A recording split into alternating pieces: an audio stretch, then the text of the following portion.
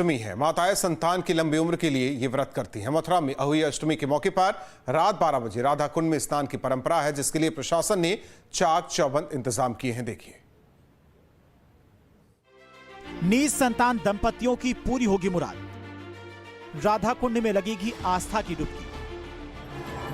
मथुरा का ये वही कुंड है जहां पर राधा रानी की कृपा बरसती है। कृपा ऐसी कि कुंड में एक डुबकी से नीज संतान दंपतियों की मुराद पूरी हो जाती है। संतान की चाहत लिए दूर दूर से लोग अहोई अष्टमी की रात 12 बजे मथुरा के राधा कुंड पर पहुंचते हैं। मान्यता कि आज के दिन कुंड में स्नान से राधा रानी स्वयं दंपति को जल रूप में संतान प्राप्ति का आशीर्वाद देती है, जिसकी चाहत में देश भर से लाखों श्रद्धालु गोवर्धन पहुंचते हैं। आज अहोई अष्टमी का पर्व है और ब्रज में इस अहोई अष्टमी के पर्व को बड़े ही धूमधाम से मनाया जाता है। राधा कुंड में एक प्राचीन परंपरा है कि राधा कुंड में अगर आज के दिन निसंतान दंपति इस कुंड में स्नान करते हैं तो उन्हें पुत्र की प्राप्ति होती है, संतान की प्राप्ति होती है। इसी को लेकर देश के कोने कोने से श्रद्धालु आज राधा कुंड पहुंच रहे हैं, जिसे लेकर शासन प्रशासन ने सुरक्षा का पूरा बंदोबस्त किया है। मान्यता की द्वापर युग में जब भगवान कृष्ण गौ चरण लीला कर रहे थे, तभी एक राक्षस सभी गायों के बीच में गाय का रूप धारण कर उन्हें मारने लगा था। ऐसे में भगवान श्री कृष्ण उस गाय राक्षस को पहचान गए थे और उसका वध कर दिया था। जैसे इस बात की जानकारी राधा रानी को मिली, उन्होंने भगवान कृष्ण को गौ हत्या का पाप लगने की बात बताई और उन्हें सभी तीर्थों का स्नान करने की सलाह दी। बताया जाता है कि पाप से प्रायश्चित के तौर पर श्री कृष्ण ने अपनी बांसुरी से कुंड बनवाया और उसमें तीर्थ स्थानों के पानी को वहां पर इकट्ठा कर स्नान किया।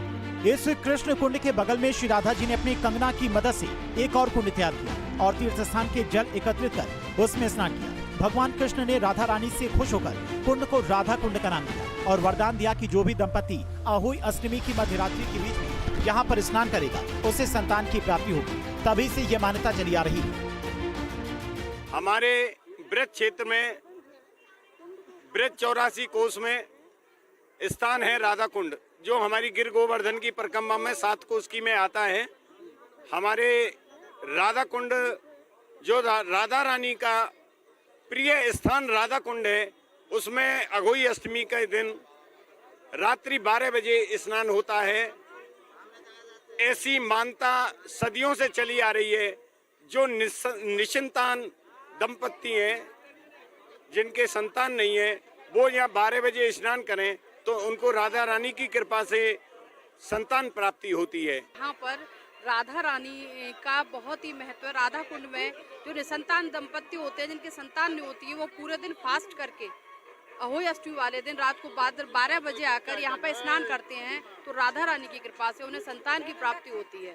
यह मेला बहुत ही भव्य है, जिसको हम बहुत ही गर्व के साथ में, हर्षोल्लास के साथ में मनाते हैं। जय हो, राधे राधे। अहोई अष्टमी पर गोवर्धन में संभावित भीड़ को देखते हुए पुलिस प्रशासन ने भी चाक चौबंद इंतजाम किए।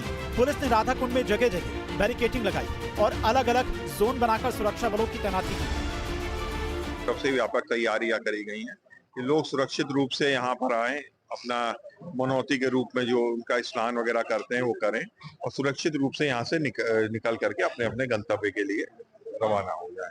इसके लिए पूरे मेला क्षेत्र को हम लोगों ने जो है 3 सुपर जोन और 9 जोन, इसके अलावा 27 सेक्टरों में बांटा है। इस बार जो हम लोगों ने मेन किया है वो ये है कि बॉक्स फॉर्मेशन में 12 बॉक्सेस बनाए हैं रामलीला मैदान के बाहर, जिसमें कि भीड़ को रोक रोक करके हम लोग चलाएंगे और हमारा प्रयास ये है कि सभी लोग सुरक्षित रूप से इस त्योहार को मना सकें। गोवर्धन में अहोई अष्टमी की रात 12 बजे राधा कुंड में स्नान करने की परंपरा है। इस दौरान लाखों की संख्या में श्रद्धालु यहाँ पर पहुंचेंगे और राधा कुंड की आस्था की डुबकी लगाएंगे। पूरा खाका तैयार किया है। राधा कुंड और गोवर्धन को जोन और सेक्टर स्कीम के तहत डिवाइड किया गया है। वहीं सुरक्षा कर्मियों को दिशा निर्देश दिए गए हैं कि किसी भी श्रद्धालु को किसी तरह की कोई परेशानी ना हो और वह सही प्रकार से राधा कुंड में स्नान करें। ऐसी व्यवस्था प्रशासन द्वारा तैयार की गई है। अब इंतजार है बस उस मध्यरात्रि का, जिस क्षण श्रद्धालु निसंतान दंपति राधा कुंड में स्नान करेंगे। हाराजी सारस्वत, न्यूज स्टेट, राधा कुंड, मथुरा। शामली में डॉगी की मौत से